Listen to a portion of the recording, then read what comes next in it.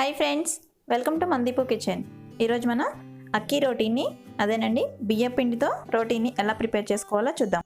అలానే మా ఛానల్ ఇంకా ఎవరైనా సబ్స్క్రైబ్ చేయకపోతే వెంటనే సబ్స్క్రైబ్ చేసి నోటిఫికేషన్స్ మిస్ అవ్వకుండా ఉండడం కోసం పక్కనే ఉన్న బెల్ ఐకాన్ని క్లిక్ చేయండి. ఇప్పుడు రోటీ తయారీ విధానం చూద్దాం.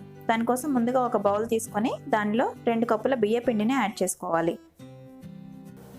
దీనిలోనే ఒక పావు కప్పు కానీ అంతకన్నా కొద్దిగా తక్కువగా పచ్చి కొబ్బరిని వీలైనంత సన్నగా కట్ చేసుకొని యాడ్ చేసుకోవాలి. కొబ్బరి ఎంత సన్నగా తరుక్కుంటే మనకి రోటీ అంత పలుచగా వస్తుంది. దీనిలోనే ఒక ఆనియన్ని ఈ విధంగా సన్నగా ముక్కలుగా చేసుకొని యాడ్ చేసుకోవాలి.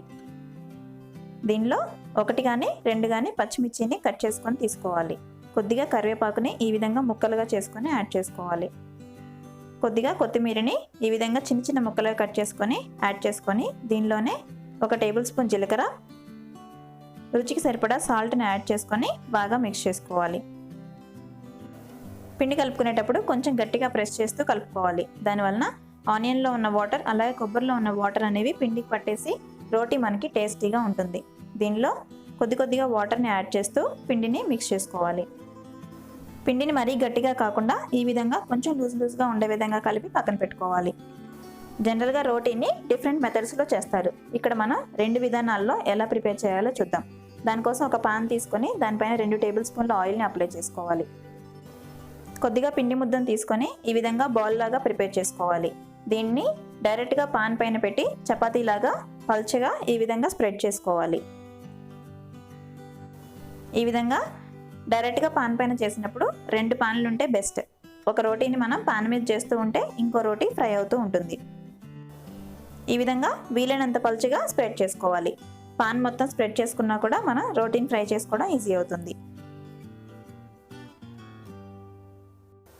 ఇప్పుడు మరో విధానం చూద్దాం. దానికోసం ఒక కాటన్ క్లాత్ అంటే కర్చీఫ్ కానీ ఒక టవల్ కానీ తీసుకొని వాటర్లో ముంచి వాటర్ లేకుండా పిండేసేయాలి. దానికి సరిపడా ఒక ప్లేట్ తీసుకొని దానిలో ఇందాక మనం ప్రిపేర్ చేసుకున్న ముద్దను బాల్ లాగా చేసుకొని ఈ విధంగా ప్లేట్ మొత్తానికి స్ప్రెడ్ చేసుకోవాలి. వీలైనంత పలుచగా ఈ విధంగా రోటీని ప్లేట్ని రొటేట్ చేసుకుంటూ స్ప్రెడ్ చేసుకోవాలి. దాని తర్వాత ఒక పాన్ తీసుకొని స్టవ్ పైన పెట్టుకొని పాన్ పైన 2 టేబుల్ స్పూన్ల ఆయిల్ని స్ప్రెడ్ చేసుకోవాలి. ఇప్పుడు మనం ప్రిపేర్ చేసుకున్న కాటన్ క్లాత్ మీద రోటీని తీసుకొని డైరెక్ట్గా పాన్ పైన వేసుకోవాలి.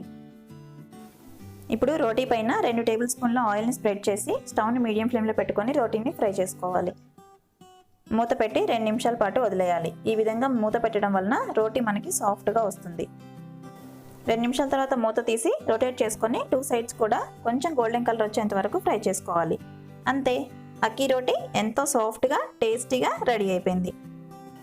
దీన్ని కర్ణాటక సైడ్ అయితే పైన కొద్దిగా బటర్ కానీ నెయ్యిని కానీ అప్లై చేసి సర్వ్ చేస్తారు. చాలా అంటే చాలా టేస్టీగా ఉంటుంది. మీకు ఈ వీడియో నచ్చినట్లయితే ఒకసారి మీరు కూడా ఇలా సింపుల్గా అక్కీ రోటీని ట్రై చేయండి. మీకు ఎలా వచ్చిందో కామెంట్స్ రూపంలో మాకు తెలియచేయండి. అలాగే ఈ వీడియోని లైక్ చేసి షేర్ చేసి సబ్స్క్రైబ్ చేయడం అస్సలు మర్చిపోకండి.